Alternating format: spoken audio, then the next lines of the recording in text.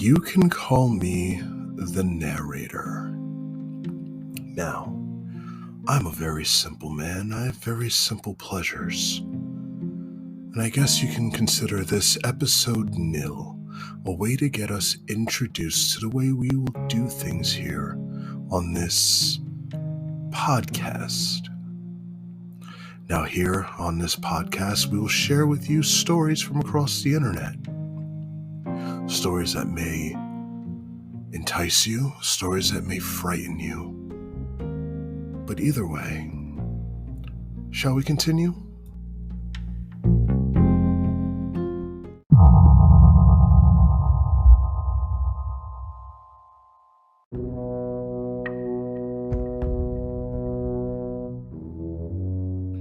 The following comes from Reddit user SilentRun1831, and it is entitled The Human Anatomy Doll.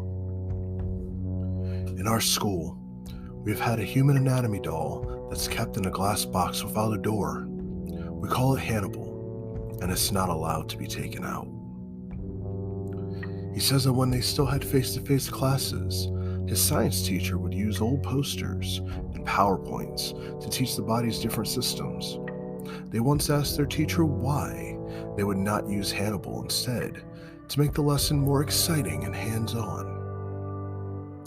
The teacher just answered straightly, "There's a spirit clinging to Hannibal that whispers to students."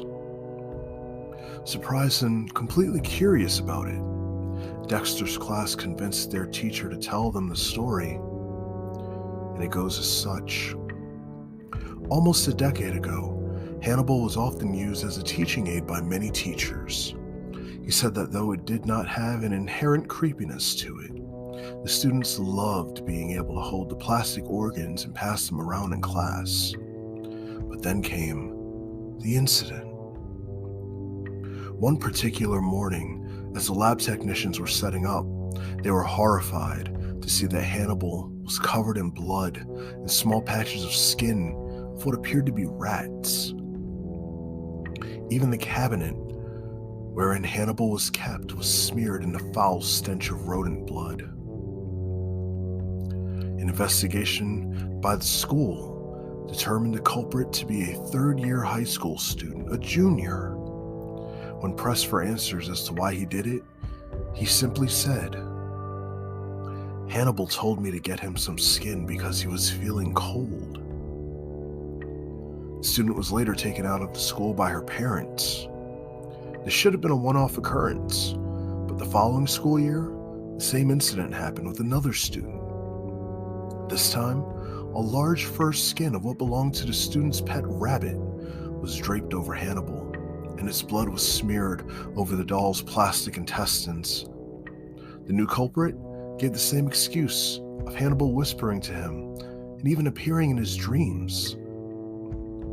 The doll told him that it was feeling very cold and it needed skin to make it feel warm. Now, Hannibal is kept in a glass sealed case and is blessed yearly by a priest.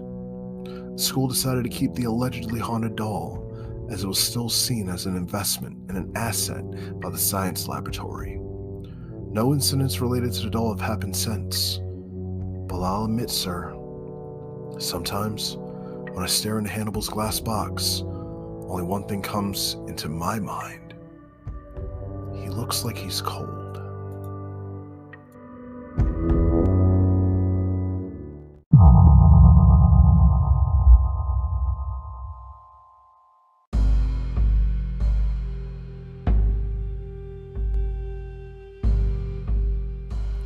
If that last story creeped you out, then this next one will absolutely chill you to your bones. It comes from Reddit user SilentRun1831, and it is entitled The Children in the Blizzard. In January of 2016 in Vermont, a blizzard was raging outside, and a married couple were sitting in their front room together when they heard a knock at the door. Thinking it might have been someone who had crashed their car in the snow or gotten stranded and needed help, the wife jumped up to answer the door, and when she did, She saw two children standing on her porch, one boy and one girl, who both looked about 8 years old and didn't seem to be dressed for the weather. Immediately worried for their safety, the woman brought them inside and sat them on the couch.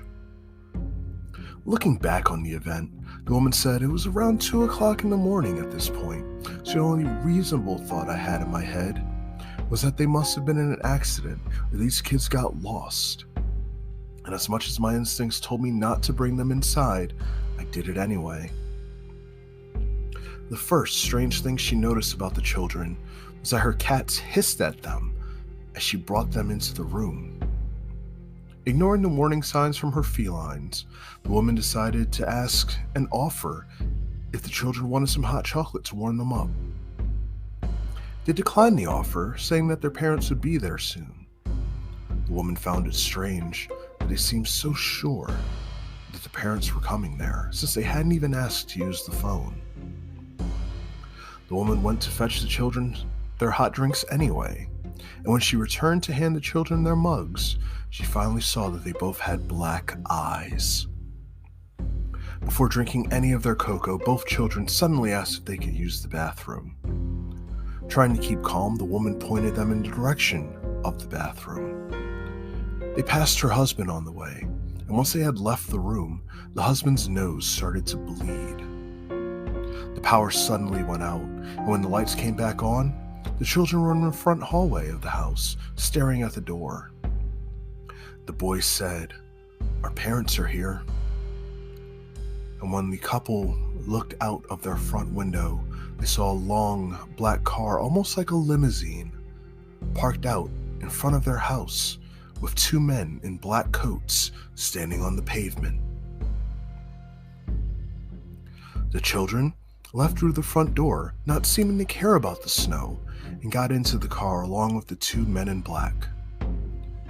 The car then drove away like it was nothing, even though it should have been impossible on a heavily snow-covered road.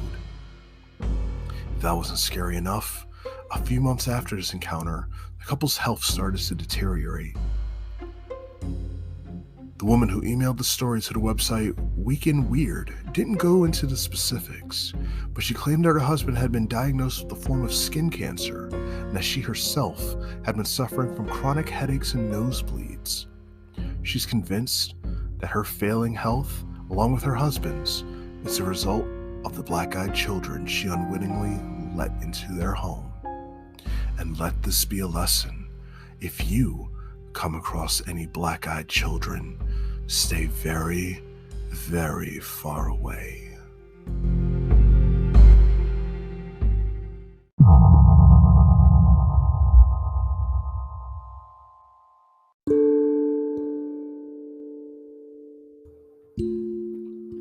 Our last story has a bit of a happy ending, if you believe in that sort of thing.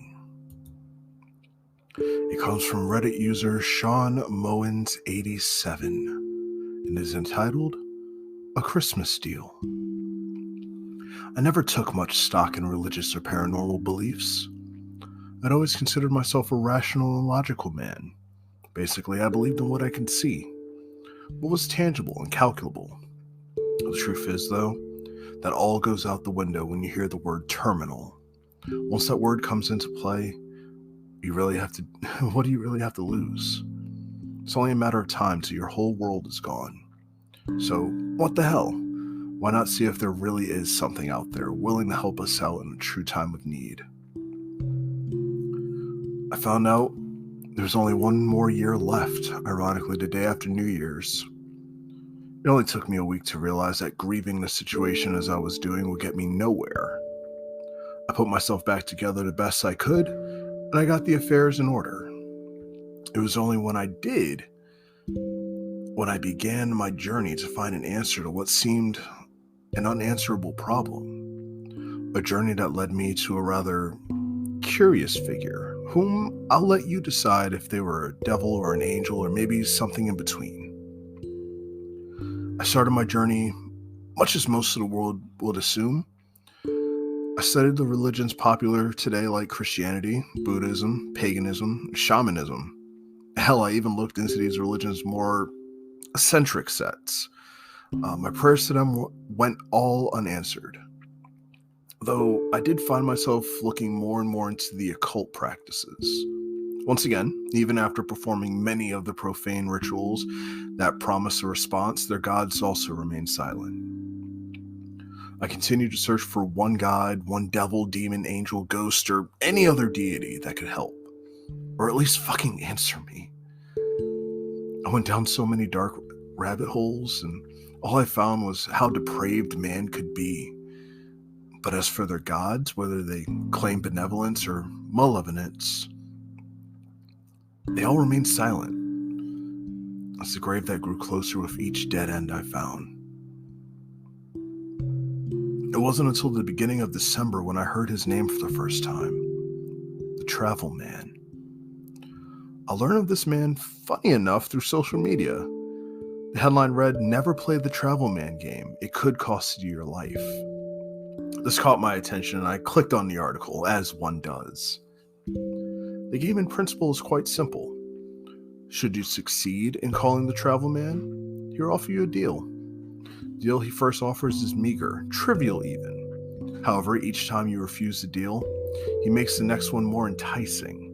But be warned, should you grow too greedy, he will stop offering deals and take your soul.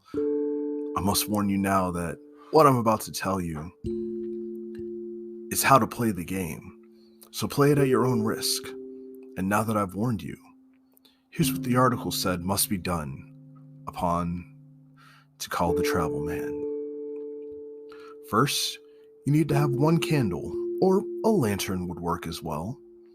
Second, you must be in your home alone. Third, light the candle precisely at nightfall and walk to your own front door.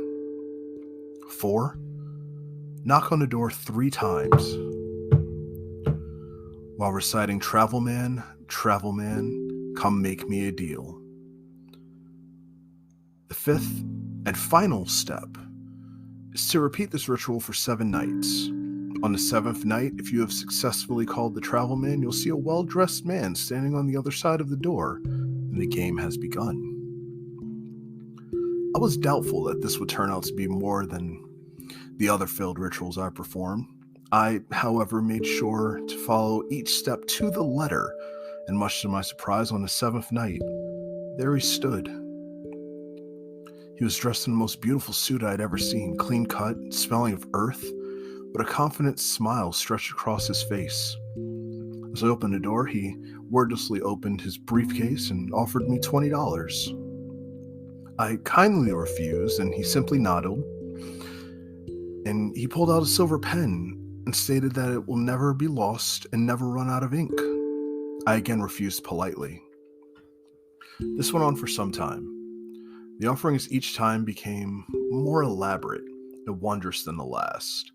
I still kindly refused each time. Finally, he turns and looked me dead in the eyes and stated, "You have turned down all I have offered yet. I see no greed in your eyes. Pain, desire, grief, desperation, yes, but not greed. What is it you seek to make a deal with me for?" After a long pause, I was finally able to whisper the word, "Life." The Travel Man looked at me curiously and said, "I do not sense death in you. Your life is intact, body, mind, and soul." Shaking my head at him, I told him, "No, this body may be fine, but my life is lying in a hospital with death creeping closer. With every second we waste." He looks at me, that facial expression never changing, and said, "Ah, so you're here for another." I replied simply, "Can you help her?" The Travel Man nodded and said, "Of course, but know this. Should you stop one death, another must take its place, and death doesn't like change." When I told the Travel Man I'd take her place, his smile faltered and a scowl came out about his face as he barked the words, "It is not you who decides what part of the deal is decided." The Travel Man's smile then returned with a gesture of his hand and said, "Now, this is a highly irregular request, but since it's that special time of the year, I think I have the perfect deal that will suit us both. If you agree to this deal, I promise you and your lovely wife will live out your days happy and healthy." I looked at him and asked, "What do you get in return?" His smile widened as he said, "We'll get those details later. You have my word. It's nothing that will affect you and your family directly so long you stick to the bargain. So do we have a deal?" The moment my hand shook his, the travel man vanished and I was once again alone in my house. When I arrived at my wife's room in the hospital the next day, it was clear she was already feeling better. Her smile was back and she could sit up again on her own. Over the next few days, her health continued to improve, and on Christmas Eve, we received the greatest news yet. The doctor said it was a miracle. All traces of my wife's illness had vanished as if they were never there. For the first time in a year, I could breathe. We celebrated Christmas and New Year's, barely even leaving each other's side. I was so happy to have my wife back. I almost forgot about the deal. The deal that I made that night until I looked in the mail one morning. There was an envelope with no return address, and a little note on the envelope that read, "Don't forget." I opened the envelope, which revealed a lavishly decorated Christmas card that said, "Happy Belated Christmas." Attached to the card was a note in exquisite handwriting. The note read as follows: "I'm a man of my word, and I have kept my end of the bargain. The time has come for yours.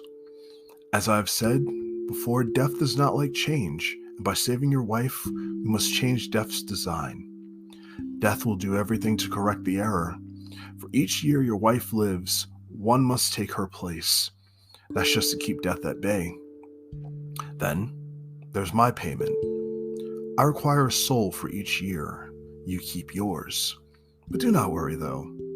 Your end of the bargain is quite simple to keep. All you need to do is post your story every year on all new and old social media sites. Make sure to warn them not to play. That will always get them hooked. Trust me when I say the rest will take care of itself. Best regards, and Merry Christmas from an old friend." If you're reading this, if you're listening to this, hopefully you're not one of the two I need. And if you are, I am so very, very sorry.